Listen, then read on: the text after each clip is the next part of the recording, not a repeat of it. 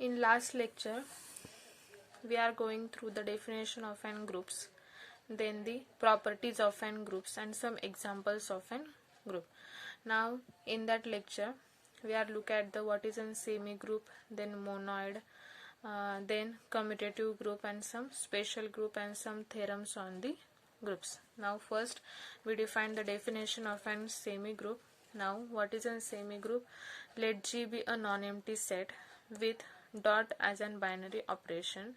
Then we say that G dot is an semi-group if dot is an associative. That is the property of an associativity. We know A dot B dot C is equal to A dot B dot C for all ABC belongs to G. For example, Z plus and the N plus. Then what is a semi-group? G be the any non-empty set. Here we consider G be the any non-empty set, and dot is any binary operation. Here we not only multiplication as a binary operation should be taken. We can take addition also. Okay. So as dot is an binary operation on the group G, then we say that G dot is an group. The only one property we have to satisfy. What is that property? Associativity. Further, if we take any elements ABC belongs to group G, we have to show that A dot B dot C is equal to A dot B dot C. For example, Z plus, if we take any three elements belongs to Z, their multiplication is also belongs to that set, and the associativity property holds. Then set of natural number with respect to binary operation addition is also an semi-group. Then the next definition is an monad. Monad is nothing but a semi-group G is said to be an monad if there is an element, say identity, such that E dot A is equal to A dot E is equal to A for all A belongs to G. So what is a monad? It is nothing but a semi-group. The first property of semi-group should be satisfied in the monad, which is that associativity. Therefore, monad is nothing but a semi-group in which one additional property is concluded, or one additional property is included here, which is this property E dot A is equal to A dot E is equal to A for all A belongs to group G. Here we know that the existence of an identity, this property is included here. E dot A is equal to A dot E is equal to A for all A belongs to G. For example, R plus is an monad. Then R dot is an monad. We know that the under binary operation plus the identity in the R is nothing but 0, and under the binary operation multiplication the identity is 1. Therefore these two are monad. Now the next is monad implies semi-group. Here every monad is a semi-group. As in monad, in definition semi-group is included. Therefore monad implies semi-group, but the converse is not true. Converse is not true means what? Semi-group. A monad implies semi-group, but semi-group need not be monad. For example, set of natural number under binary operation plus is a semi-group but not monad. We know that the property it is a semi-group. Why? So associativity holds in the set of natural number, but under addition the identity does not exist in the set of natural number. Okay, under binary operation we know that under binary operation addition 0 is the only identity, but 0 is does not belongs to set of natural numbers. Therefore n with respect to addition is a semi-group but not an monad. Then the another definition of an group can also be given as a group. A monoid G dot is an group if for all A belongs to G there exists A inverse belongs to G such that A into A inverse is equal to A inverse into A is equal to identity, where E is the identity. So group can also be defined as it is a monoid with one property is included.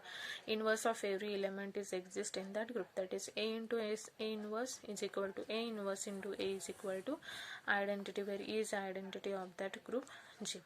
Now the next is commutative group. We know that the commutative group is also given by or called as an abelian group.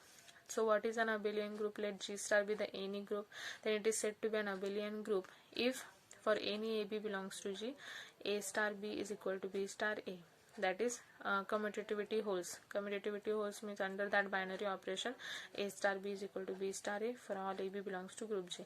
For example, Z plus, if we consider the any two elements in the Z, if we consider the any two elements of n, z, suppose 2 and 4, then we know that the 2 plus 4 is equal to 4 plus 2. 2 plus 4 is 6, also 4 plus 2 is also 6. Here under z binary operation is an plus. Therefore z plus, r plus and c plus, all these are the commutative group. And this is for your homework is set of n cross n matrices over the set of real numbers under multiplication is an abelian group or not. This is for your homework. Look at whether this set of n cross n matrices over the set of real numbers under multiplication is an abelian group or not. Okay, now the next is some special groups. Here we consider the examples of n group. Now we look at the some special groups, which are the some special group. First one is the GLNF. GLNF is nothing but the general linear group. It is consisting of the set of all those n cross n matrices which are non-singular. That is, GLNF is equal to set of all n cross n matrices Aij whose determinant is non-zero, where Aij belongs to field F. Therefore, here we consider GLNF. N means the order of that matrix. Here order of n matrix is an n cross n. Okay, and the GLNF is nothing but the set of all those matrices whose determinant is non-zero, and the entrance of that matrix is nothing but from the field F. Here the any field should be taken. It is a set of real numbers, set of rational numbers, set of complex number. We know the fields. Set of real numbers, set of rational numbers, set of complex number, these are the fields. Therefore, GLNF is a set of all those n cross n matrices whose determinant is non-zero, where Aij belongs to field F. For example, GL2F. Here n should be 2. Okay, therefore it is a set of 2 cross 2 matrices whose determinant is non-zero, and the Aij, the entries of that matrix, should be belongs to field F. It can forms a group under matrix multiplication. This forms a group under matrix multiplication with identity is 1 0 0. Now look at the determinant of that matrix. What is the determinant of this matrix? Determinant of this matrix is equal to 1, which is non-zero. Therefore it belongs to that group. Therefore this is the identity of that group and can forms a group under the matrix multiplication. Then the next is SLNF. SLNF is a set of n cross n matrices whose determinant is equal to 1, where Aij belongs to field F. Okay, in the GLNF the determinant should be any non-zero number, but in the SLNF is the special linear group in which it is also a set of n cross n matrices, but here the one restriction is given, determinant of that matrix should be 1. Okay, this is a group under matrix multiplication. Here this is also a group with respect to matrix multiplication. For example, SL2F means it is a set of 2 cross 2 matrices whose determinant is equal to 1, where Aij belongs to field F. The field should be any be taken, set of real numbers, set of rational numbers, set of complex number. Here identity is also 1 0 0 1.